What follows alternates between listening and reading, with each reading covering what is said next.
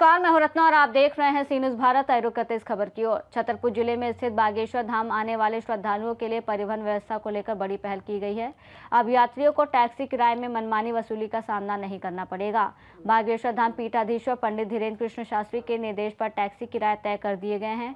निर्धारित दरों के अनुसार टावर तक 10 रुपये, डूडियागंज स्टेशन तक 15 रुपये और खजुराहो रेलवे स्टेशन तक 40 रुपये किराया तय किया गया है। इस संबंध में बीती शाम टैक्सी चालकों के साथ बैठक कर नई व्यवस्था लागू की गई और साथ ही बागेश्वर धाम जन सेवा समिति की ओर से कथा पंडाल के पास टैक्सी स्टैंड के लिए स्थान भी निर्धारित किया गया है, जो मंदिर से लगभग 300 मीटर दूरी पर स्थित है। इसके अलावा कथा पंडाल के सामने बस और कार पार्किंग के लिए भी अलग स्थान आरक्षित किया गया है, जिससे श्रद्धालुओं को आवागमन में सुविधा मिल सके। बागेश्वर धाम जन सेवा समिति द्वारा टैक्सी, बस और कार स्टैंड की सुविधा पूरी तरह निःशुल्क उपलब्ध कराई गई है। साथ ही सुरक्षा व्यवस्था को मजबूत करने के लिए जल्द ही पूरे परिसर में सीसीटीवी कैमरे लगाए जाएंगे। इस नई व्यवस्था का उद्देश्य श्रद्धालुओं को सुलभ, पारदर्शी और किफायती परिवहन सुविधा उपलब्ध कराना है, जिससे बागेश्वर धाम आने वाले हजारों श्रद्धालुओं को बड़ी राहत मिलेगी। मदद अब हमें आपसे मदद चाहिए और वो हमें ये मदद ये चाहिए कि हमारे किसी भी श्रद्धालु के साथ गलत ना हो। जो किराया मनमानी चल रहा वो बंद हो। बागेश्वर धाम गड़ा टावर से और टावर से यहाँ तक का 10 रुपया ही किराया रखा जाए एक सवारी का। इससे अतिरिक्त शुल्क ना लिया जाए ताकि श्रद्धालुओं की जेब पर भार ना पड़े और उनकी श्रद्धा को कोई ठेस ना पहुंचे। क्योंकि जब आपका यहाँ कुछ लगना नहीं, सब व्यवस्था हम करवा कर दे रहे हैं, तो आपको ये करना बहुत आवश्यक है आपकी सुरक्षा के लिए, धाम की महिमा के लिए, कि किसी भी श्रद्धालु को ठेस ना पहुंचे।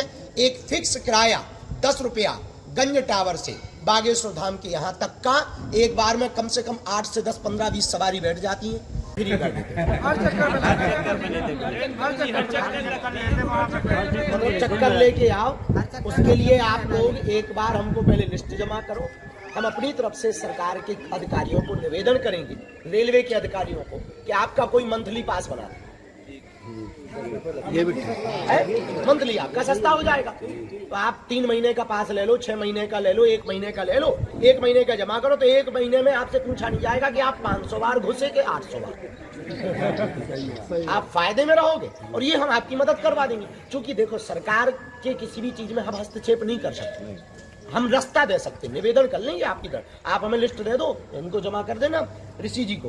तो आज के बाद ये निर्णय है, अब आप धाम प्रांगण क्षेत्र में ऑटो, ई रिक्शा वहां खड़ी ना करवाना, और आपकी ऑटो वहां पहाड़ पे भी खड़ी नहीं होंगी। वहां कोई बैरिकेडिंग नहीं लगेगा, वहां पर कोई भी व्यक्ति आपकी जांच नहीं करेगा।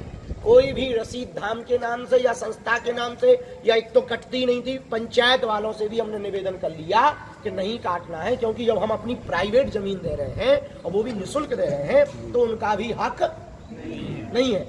अब आप लोग हमारे श्रद्धालुओं की इतनी सी मदद आप कर दीजिए। 40 रुपये आपका खजुराहो का किराया सही है। आपके पास के लिए हम थोड़ी मदद मंथली और त्रिमाही या 6 माही वाला करवा देंगे। और आप हमारी इतनी मदद कर दो कि यहाँ पर स्टैंड है, ये लाइटें लगी हुई हैं, यहाँ पर और लाइटें बढ़वा दी जाएंगी। 3 से 4 महीने में हमारे कैमरे लग जाएंगे। तब तक अपनी ऑटो खुद रखाना और ओवरलोडिंग ना करना और पी के ना चढ़ाना। जो पिछले समय में एक्सीडेंट हुए वो 2 लोग पी करके चला रहे थे। अच्छा, आप लोग गलती नहीं करते, जो बाहर के आते हैं वन टाइमर। वन टाइमर कौन है?